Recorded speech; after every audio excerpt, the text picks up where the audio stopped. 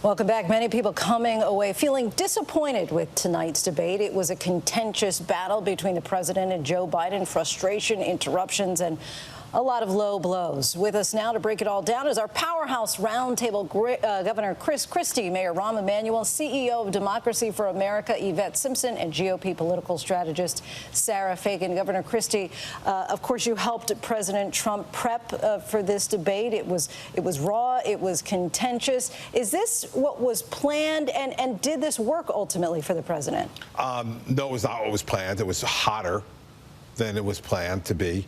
I think that the advice was for the president to be aggressive, but it was hotter than it was planned to be. And so in that respect, to answer that question directly, no. Did it help the president? Listen, I think we're going to have to see as time goes on. These people get different perspectives on things as they move a day or two away from this. I don't know what the perspective will be. As I said earlier tonight, I think the problems that the president had tonight can potentially be fixed. You know, potentially you can turn that heat down a little bit.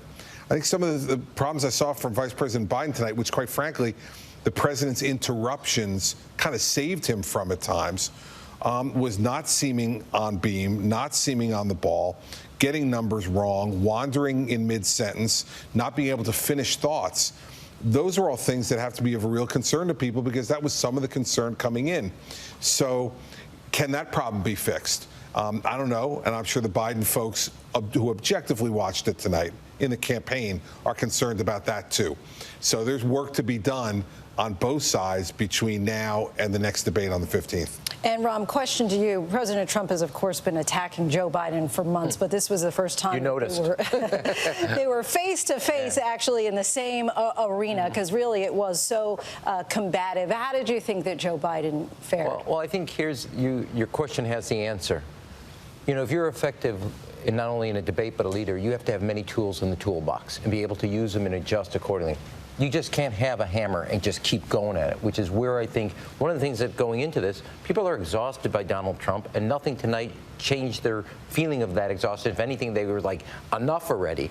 I think Joe Biden had steadier moments when he looked right in the camera and talked about the American people, their family, their future. When he talked about how to handle COVID, what happened, the failure, and what we got to do to turn that around. And it's very hard to be steady. That said, he had steady moments, and at no time, and he also smiled. At no time did either Trump smile, look at the camera, talk to the American people about their lives, their future. Everything was about Joe Biden and attacking. And I'm telling you, you can't have that kind of constant drilling with no anesthesia. And I just think it's good. I think it's not going to wear well.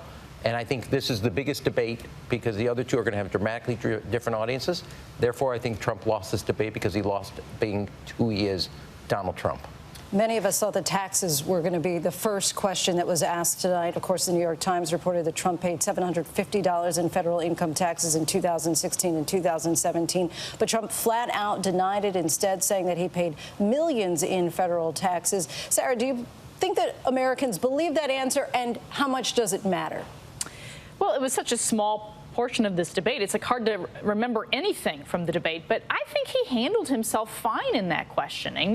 It's consistent with what he's been saying for 4 years. I think people took away from this debate the tone, the tenor, the food fight. I don't think they're focused on any of the policy, and I think for President Trump, that's a problem. He needed to go out and make this a choice. He had moments where he did this in the debate, but then it devolved again. And so it's a status quo situation, the debate, which means he didn't get ahead, which is what he needed to do.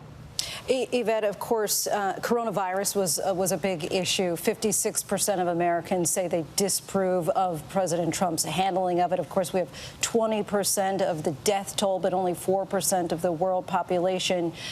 Did you think that Joe Biden's attacks on the president and his handling landed, and were they effective? I think they did. I mean, I think, you know, Donald Trump has continued to try to blame this on China. He's tried to say that there would have been more deaths if Joe Biden was president. Nobody believes that. I mean, the reality is Joe Biden has provided real solutions about things that we can do now to prevent future deaths, which I thought was a great point to make. If we just require everyone to wear a mask, guess what? We cut that in half. Donald Trump had no rebuttal to that. What I loved Joe Biden did was to also point out how this affects Black Americans, which Donald Donald Trump is not done. He did that in rebuttal to Donald Trump's claim that he's the best, president African Americans ever had. And I think he did a really good job of saying, you say you care so much about black Americans. Well, they're being disproportionately hurt both by their life and their livelihoods by this pandemic, and you've done nothing to remedy that.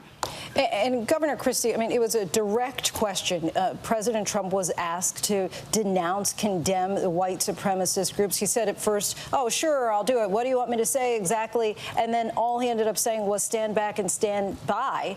Essentially, some might perceive it as a call to action. Why does he have such a difficult time? Why not condemn white supremacists? No, I don't think he has a difficult time. He said it up top, yes, I will. And he said it all the way back at Charlottesville. In his full statement on Charlottesville, he said, I denounce white supremacists and I denounce neo-Nazis. Listen, by that point with this debate, quite frankly, the heat was so high, they were both yelling at each other. Trump was yelling. Biden was yelling. Chris Wallace was yelling, trying to get in between the two of them. That, I didn't perceive it that way. Yvette and I were talking because I didn't even really hear exactly what he said at the very end. So, I've heard him say this before, so I don't think he has any problem saying it. And he said it up top. Yeah, sure, I will.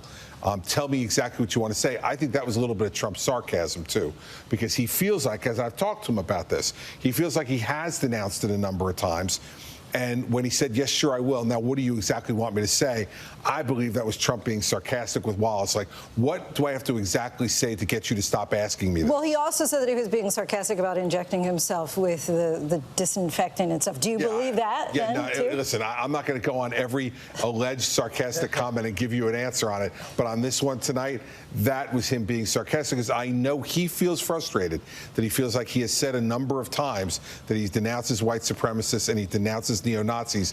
And I think that was him saying to Wallace, tell me exactly what you want me to say so I could put this to rest. Yvette, your reaction to the stand by, stand back? I think his failure to clearly state that, I think if he didn't lose white Americans on that, I mean, the fear of white supremacy, the fear of what's happening in our country as it relates to black people has fueled the largest global civil rights movement over time. And he can't say, he knows exactly who he's talking to. And I do think that Proud Boys moment, which many people in my connection said, did you hear that? Did you hear that? That stokes fear in the hearts of so many people. The idea that you're saying stand by for what? And we know how he feels about conceding this election. We know that those individuals take to heart what he said. That has fueled a lot of shootings that have happened from Texas, when we think of the mass shootings that have happened as a result of his rhetoric, and also what happened in Wisconsin with the young man who shot the protesters. He knows that his words matter, and he said that intentionally, and that should stoke fear in the hearts of not just black Americans, but all Americans. Lindsay, on this thing, I would say an incumbent president,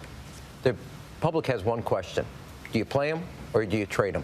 And nothing tonight about Donald Trump said, I want to play him another 4 years. And that's the final thing. And in the end of the day, it's a referendum, and he did not make it. Chris and I have had this conversation, a binary choice. He actually made it more again about himself, and there was nothing appealing that was about Donald Trump. And that, in the end of the day, is going to be a failure for Donald Trump. Our thanks to the roundtable. That is it for us tonight. Thank you all so much for joining us. Be sure to stay right here on ABC News Live. An encore of tonight's matchup between President Trump and former Vice President Joe Biden begins right after the break.